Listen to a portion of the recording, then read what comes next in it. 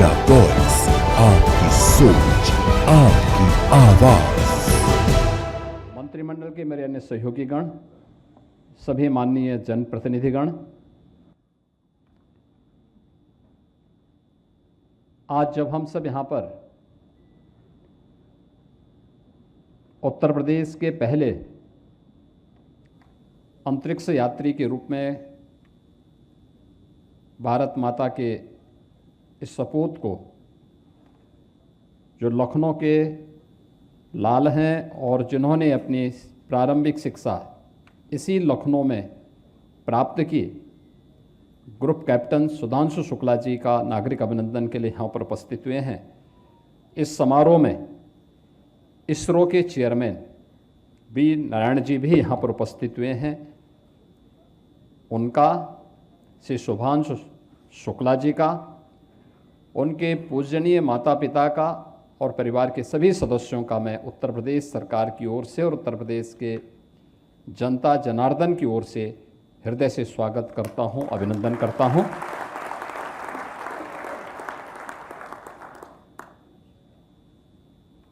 मित्रों, 4 दशक के बाद भारत को यह अवसर प्राप्त हुआ कि वह अपने किसी एक सदस्य को अंतरिक्ष यात्रा के लिए अवसर उपलब्ध हो सके, और ये हमारा सौभाग्य है कि यह अवसर उत्तर प्रदेश के लखनऊ में जन्मे और यहीं पर जिन्होंने अपनी प्रारंभिक शिक्षा प्राप्त की, ग्रुप कैप्टन श्री सुधांशु शुक्ला जी को यह अवसर प्राप्त हुआ और उनकी सफलतम यात्रा के उपरांत उनका आज लखनऊ में पहली बार आगमन हुआ है। तो उत्तर प्रदेश की धरती पर, उत्तर प्रदेश की राजधानी लखनऊ में उनका आगमन हम सबको अत्यंत आह्लादित करता है। उनकी यात्रा तो हम सब के लिए कौतूहल का विषय थी ही। हर भारतवासी बड़े विश्वास के साथ उनकी यात्रा को देख रहा था, आशा भरी निगाहों से देख रहा था, एक विश्वास के साथ देख रहा था। और यात्रा की सकुशल यात्रा से सकुशल वापसी के उपरांत आज उनका अपने घर में वापसी हुआ है। तो स्वाभाविक रूप से मैं प्रातःकाल 4 बजे से ही देख रहा था। लखनऊ में मूसलाधार बारिश थी, लेकिन उस सब के बावजूद लखनऊ वासियों ने, सीएमएस परिवार ने और हर उत्तर प्रदेश वासी के मन में एक नई उत्सुकता थी। और आज उनके अनुभवों को इस मंच के माध्यम से यहाँ पर साझा करने का अवसर भी प्राप्त हुआ है। मैं इस अवसर पर उनका और उनके पूजनीय माता पिता का हृदय से स्वागत और अभिनंदन करता हूँ। मित्रों, यह कार्यक्रम इसलिए महत्वपूर्ण है, श्री सुधांशु शुक्ला के जो पूजनीय पिता हैं, उत्तर प्रदेश सरकार के सचिवालय प्रशासन के ही अधिकारी पद से अवकाश प्राप्त किए हैं। तो सचिवालय प्रशासन और उत्तर प्रदेश सरकार के सभी प्रशासनिक अधिकारियों के लिए एक नया अनुभव भी है कि लखनऊ में उनको अवसर मिला तो लखनऊ में रह करके उन्होंने अपने पुत्र की पढ़ाई पे भी ध्यान दिया और माता पिता के संस्कार से पुत्र आगे बढ़ा, सफलता की नई ऊंचाइयों को प्राप्त किया। तो प्राप्त होने के साथ ही आज वो उपलब्धि का लाभ न केवल उत्तर प्रदेश को प्राप्त हो रहा है, बल्कि पूरा देश उससे लाभान्वित होने जा रहा है। इस दृष्टि से उनकी यात्रा अत्यंत महत्वपूर्ण और आनंददायक रही है। यात्रा के दौरान मेरी इसरो के चेयरमैन बी नारायण से भी बातचीत हो रही थी और उनसे इस बारे में चर्चा हो रही थी हमारी। जब 25 जून 2025 को ग्रुप कैप्टन सुधांशु शुक्ला ने अपनी अंतरिक्ष यात्रा अपने सहयात्रियों के साथ प्रारंभ की, उसके उपरांत इंटरनेशनल स्पेस स्टेशन पर आगे क्या कुछ होने जा रहा है, आगे की क्या स्थितियां हैं, क्योंकि 25 जून 2025 की तिथि अचानक नहीं आई। उससे पहले कार्यक्रम 2-3 बार पोस्टपोन्ड हुए और उसमें भी एक उत्सुकता थी, आखिर क्या कारण है, क्यों इस प्रकार की स्थितियां हो रही हैं।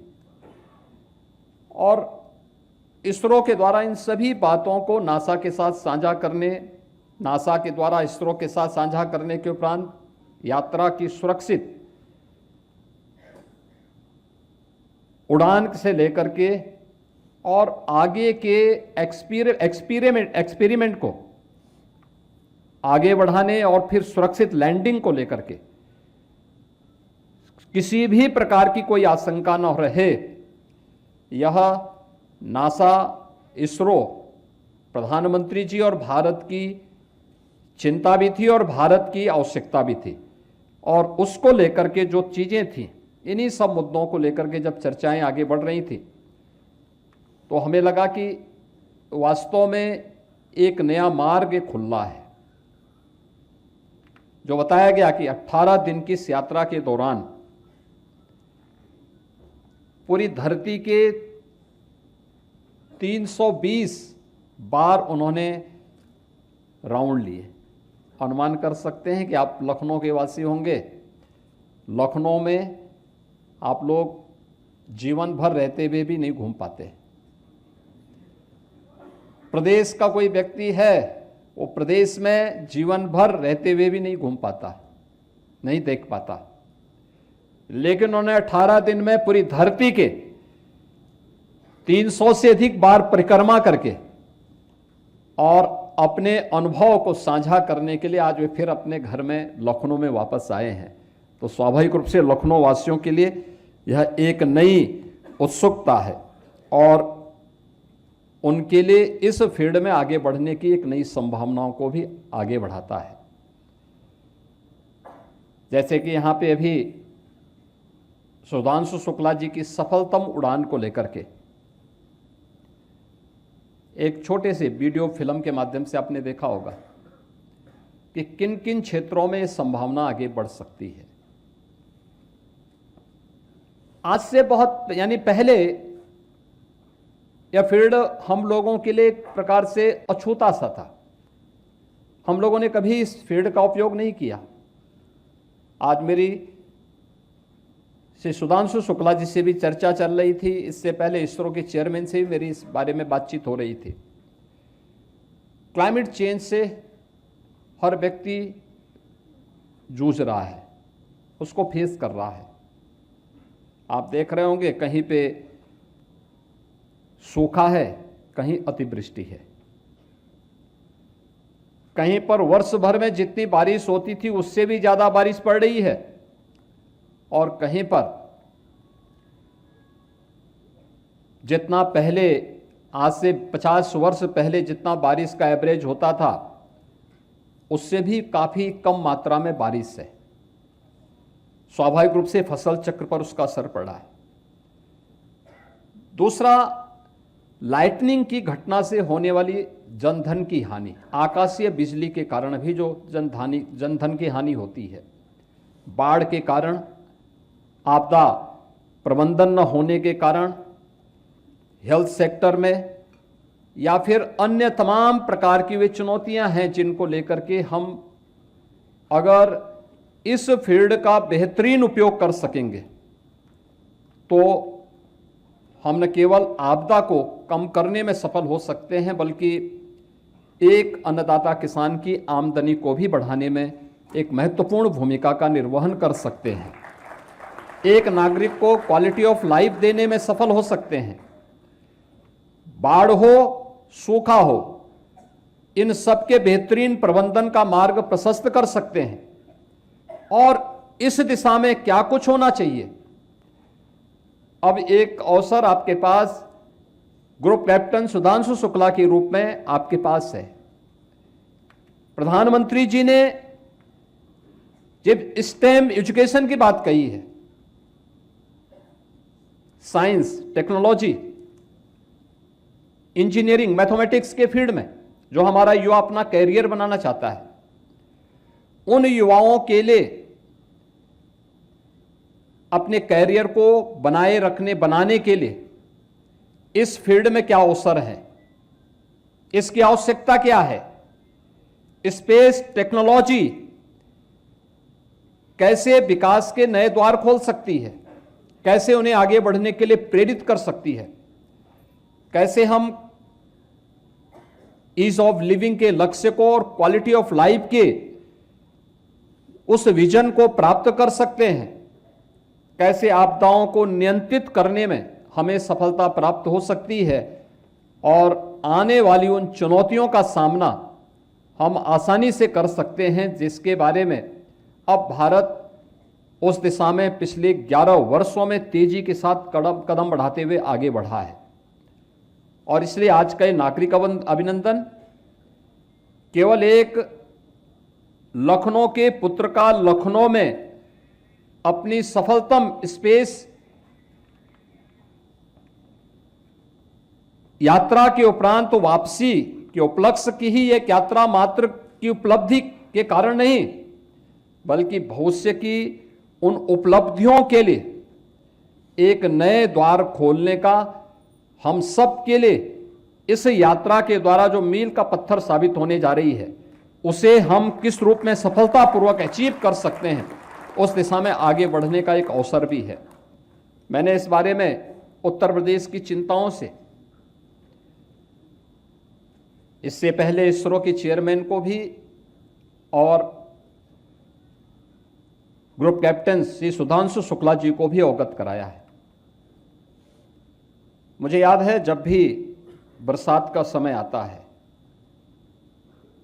मई जून के बाद से हम लोगों को इस बात की आशंकाएं देखने को मिलती हैं। अक्सर हम देखते हैं इस बात को, आकाशीय बिजली से होने वाली जनधन की हानि, और उसको रोका जा सकता है अर्ली वार्निंग सिस्टम के माध्यम से। हमने प्रयास किए, भारत सरकार इस मामले में सहयोग करती है, लेकिन अगर स्टेट के पास स्वयं की तकनीक हो, स्वयं का सैटेलाइट के माध्यम से, रिमोट सेंसिंग स्टेशन के माध्यम से हम उन सब की जानकारी समय पे स्थानीय नागरिकों को उपलब्ध करा सकें, पब्लिक एड्रेस सिस्टम के माध्यम से लोगों को स्थानीय स्तर पर उसके बारे में अवगत करा सके, तो संभव है इस जनधन की हानि को रोका जा सकता है। इसको हम केवल ये मान करके कि आपदाएं हैं, आपदाएं नियंत्रित नहीं हो सकती हैं, ये कह करके हम अपनी जिम्मेदारियों से भाग नहीं सकते। इन चुनौतियों का सामना किया जा सकता है। टेक्नोलॉजी वहां तक जा चुकी है, दुनिया सफलतापूर्वक उस पर नियंत्रण कर रहा है, तो हम उसमें पीछे क्यों रहें? हम उसमें पीछे नहीं रह सकते, हाथ में हाथ धरे बैठे नहीं रह सकते हैं। उन स्थितियों में हम समय रहते हुए इन कार्यक्रमों को आगे बढ़ा सकते हैं। दूसरा, यहां के युवाओं के लिए एक नए क्षेत्र में आगे बढ़ने का भी अवसर प्राप्त हुआ है। ढेर सारी संभावनाएं इस फील्ड में आगे बढ़ सकती हैं, और उस दृष्टि से आज का नागरिक अभिनंदन का एक कार्यक्रम उत्तर प्रदेश वासियों के लिए, यहां के युवाओं के लिए एक नई प्रेरणा का केंद्र बिंदु है। इस अवसर पर जब लखनऊ सकुशल वापसी के उपरांत ग्रुप कैप्टन सुधांशु शुक्ला जी का आगमन हुआ है, लखनऊ वासियों ने जो उत्सुकता दिखाई है, विपरीत मौसम के बावजूद उनके स्वागत के लिए जिस प्रकार से जनता ने खुले दिल से लखनऊ के अनुसार उनका स्वागत किया है, मैं इसके लिए लखनऊ वासियों को भी हृदय से धन्यवाद ज्ञापित करता हूं, और साथ विशेष रूप से सीएमएस परिवार को इस बात के लिए धन्यवाद देता हूं कि उन्होंने इसको लीड किया। और लीड इसलिए भी किया क्योंकि सुधांशु शुक्ला ने अपनी प्रारंभिक शिक्षा उसी विद्यालय परिवार से अर्जित की, तो स्वाभाविक रूप से वे पिछले कई दिनों से इसको लीड कर रहे थे। लखनऊ के वासियों को उनके द्वारा जोड़ना, इन कार्यक्रमों को सफलतापूर्वक आगे बढ़ाने के लिए अपनी तैयारी को आगे बढ़ाना, और आज प्रातः काल से ही लखनऊ वासियों के साथ यह परिवार भी वहां पर उस कार्यक्रम के साथ जुड़ा रहा। आज के इस अवसर पर मैं उत्तर प्रदेश के विज्ञान और प्रौद्योगिकी विभाग से भी इस बारे में कहूंगा कि साइंस एंड टेक्नोलॉजी विभाग प्रदेश के अंदर प्रदेश के जो कार्यक्रम चल रहे हैं, इन सभी कार्यक्रमों के साथ ग्रुप कैप्टन सुधांशु शुक्ला के अनुभवों का लाभ लें।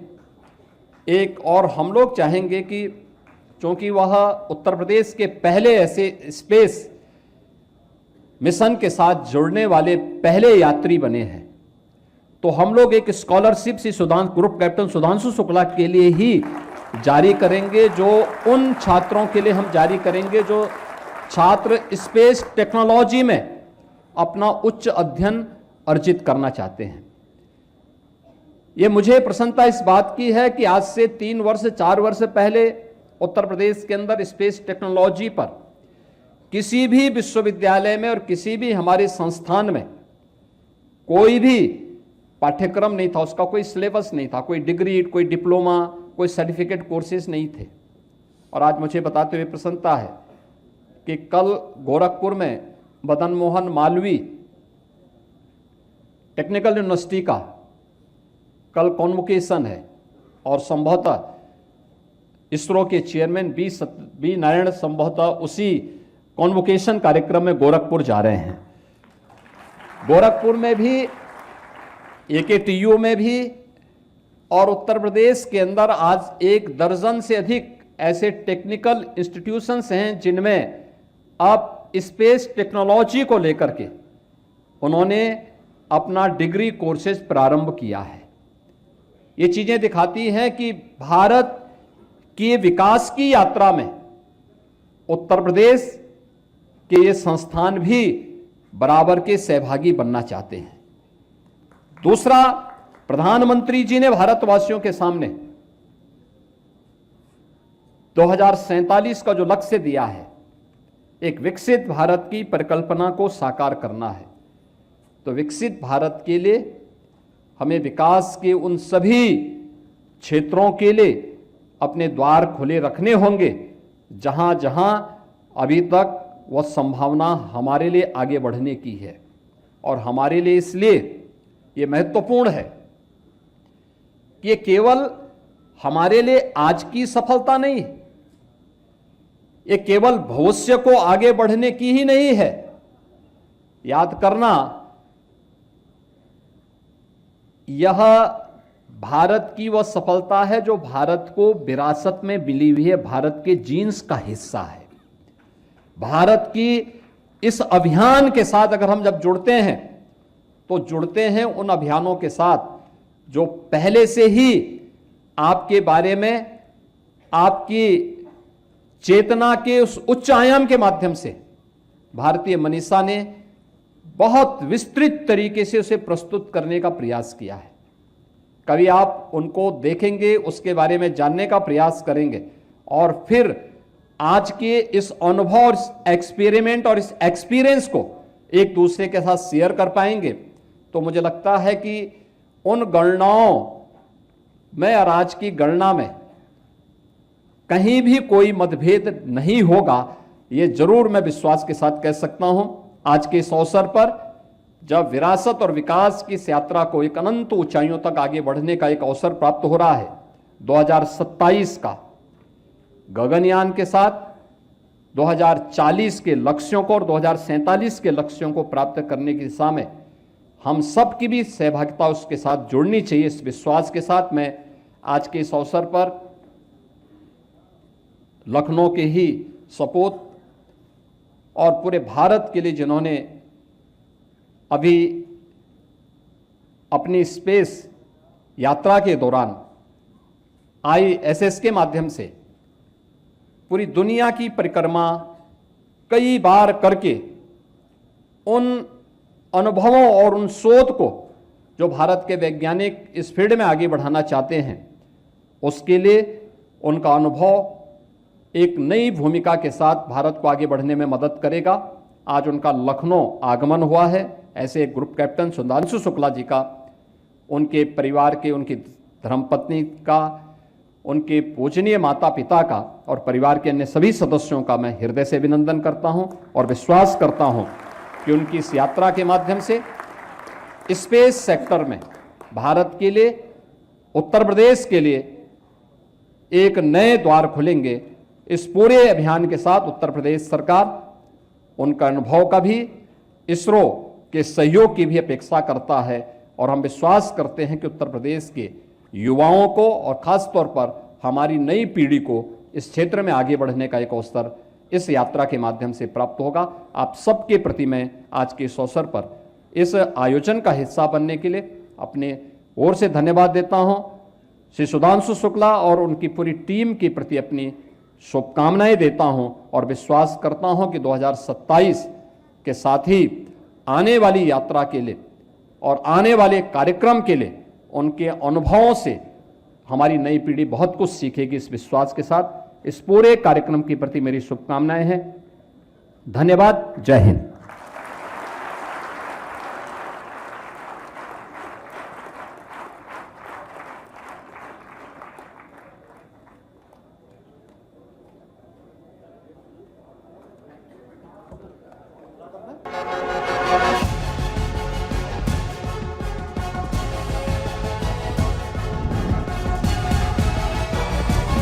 इंडिया वॉइस, आपकी सोच, आपकी आवाज।